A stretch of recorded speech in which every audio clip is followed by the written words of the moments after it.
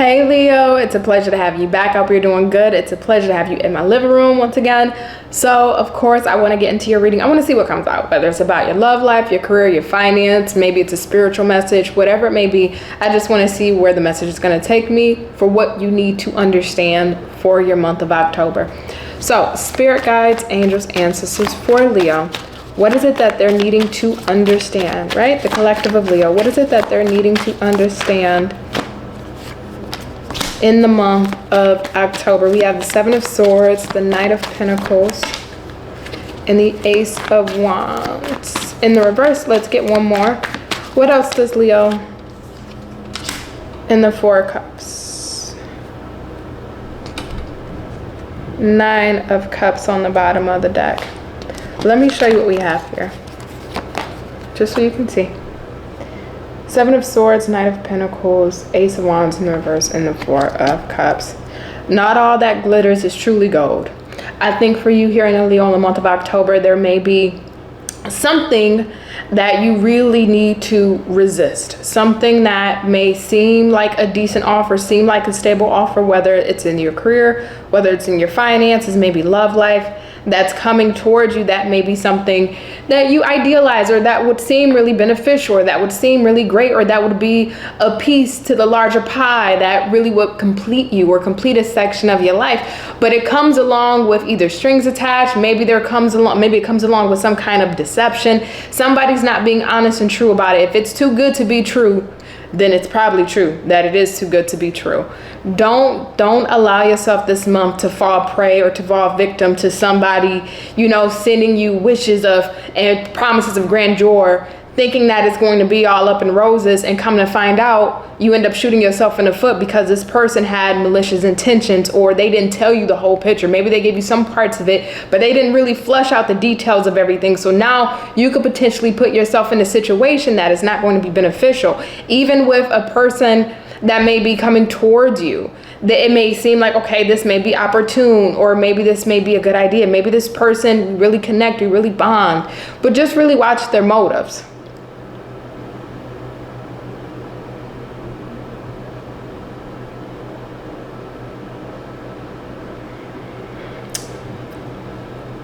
Let me tell you what I really,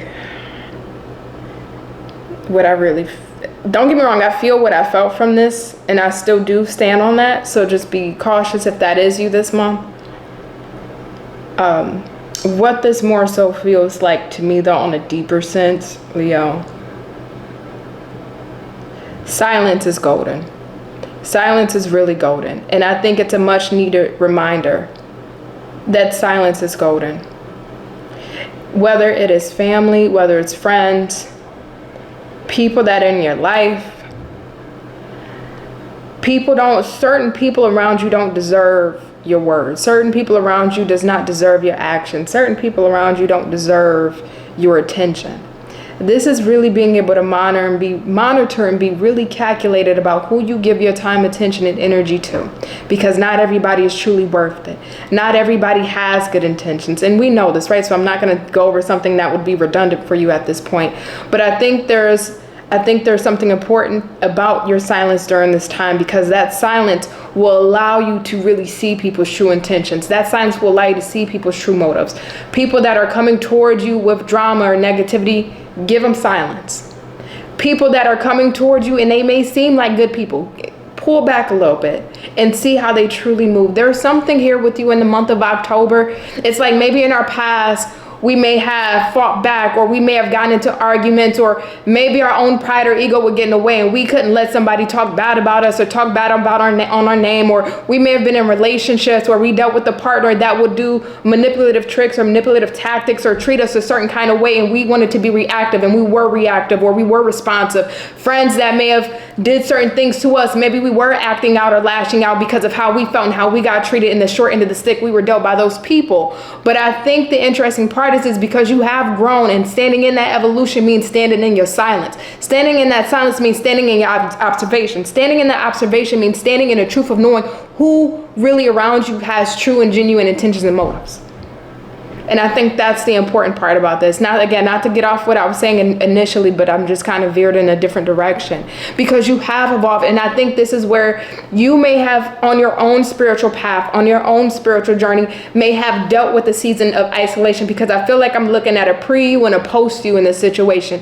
Pre-you, you may have, engaged in the smack talk and the drama. You may have engaged in the going back and forth. You may have engaged in certain negative behaviors, patterns, or habits that either were triggered within you or that other people pulled out of you in some way. And that was a shadow self of yourself. That was a lower vibrational sense of your side. You didn't want to just internally, even in the moment, it may have felt good to get it out. But when you took that time after that moment, it's like, oh, why did I even give them any time? Why did I even give them any attention? I shouldn't have did that. It's like, in the moment it felt great, but afterwards you didn't feel great about it.